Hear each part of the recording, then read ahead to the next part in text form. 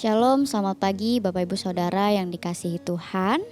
Pada hari ini kita bersyukur boleh kembali diberikan kekuatan, kesehatan. Dan saat ini kita akan mendengarkan sapaan firman Tuhan. Sebelumnya mari kita berdoa. Bapa di dalam sorga, kami bersyukur untuk hari baru yang Tuhan berikan bagi kami. Dan saat ini Tuhan, kami hendak membaca firman Tuhan dan merenungkannya. Kami memohon Roh Kudus menolong kami, memimpin kami dalam waktu perenungan ini. Di dalam nama Tuhan Yesus Kristus kami berdoa. Amin. Bapak Ibu yang terkasih, firman Tuhan hari ini menyapa Bapak Ibu Saudara dalam 1 Yohanes 3 ayat 15. 1 Yohanes 3 ayat 15. Setiap orang yang membenci saudaranya adalah seorang pembunuh manusia.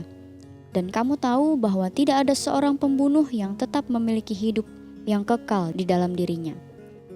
Amin untuk firman Tuhan. Bapak Ibu yang terkasih, kita pasti paham sekali bahwa nilai utama dalam hidup sebagai pengikut Kristus adalah kasih. Firman Tuhan memberikan perintah kepada kita untuk mengasihi sesama manusia seperti diri sendiri, yaitu mengasihi sesama manusia sebagaimana Tuhan telah mengasihi kita. Hal itu tentu mudah untuk dipahami dan diterima. Namun, bagian firman Tuhan yang kita baca hari ini mengungkapkan hal yang sama tetapi dari sisi yang berbeda. Yaitu apabila kita tidak mengasihi saudara kita, kita dianggap sama sebagai pembunuh manusia.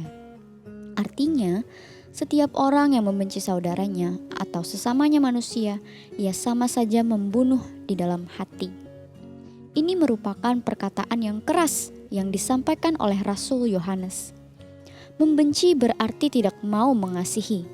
Kalau ada kebencian dalam diri kita, maka tidak ada kebenaran dalam diri kita. Dan jika demikian, bisa jadi hati kita sebenarnya masih gelap. Masalahnya, kebencian itu biasanya tidak terlihat. Kebencian biasanya tersembunyi dalam hati dan pikiran kita. Kita tidak mungkin secara terang-terangan mengatakan bahwa kita membenci saudara seiman kita. Tetapi bisa jadi di dalam hati kita menaruh dendam, kita mengutukinya, dan kita bersikap tidak mau menegur, bahkan tidak mau menganggap kehadirannya. Sesungguhnya itu menunjukkan bahwa ada kebencian yang kita simpan dalam hati.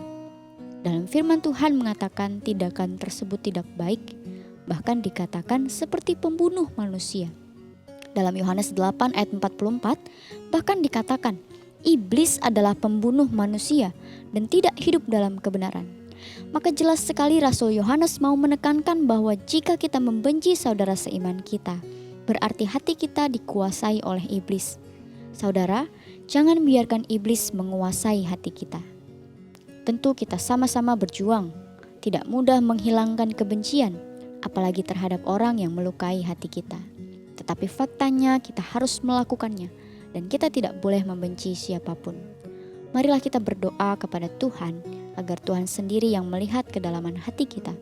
Apabila di dalam hati kita, kita sebenarnya menyimpan kebencian terhadap saudara kita. Mari kita ingat baik-baik firman Tuhan hari ini.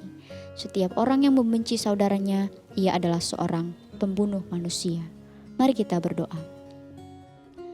Ya Tuhan, kami bersyukur boleh diingatkan kembali bahwa kami tidak boleh membenci saudara kami Tuhan. Karena membenci sama dengan membunuh. Dan Tuhan, tolonglah kami untuk hidup di dalam kasih kepada saudara-saudara kami, seiman maupun tidak seiman. Kami memohon Tuhan supaya setiap hari kami boleh memancarkan kemuliaan Tuhan melalui perbuatan kasih yang kami lakukan terhadap saudara kami.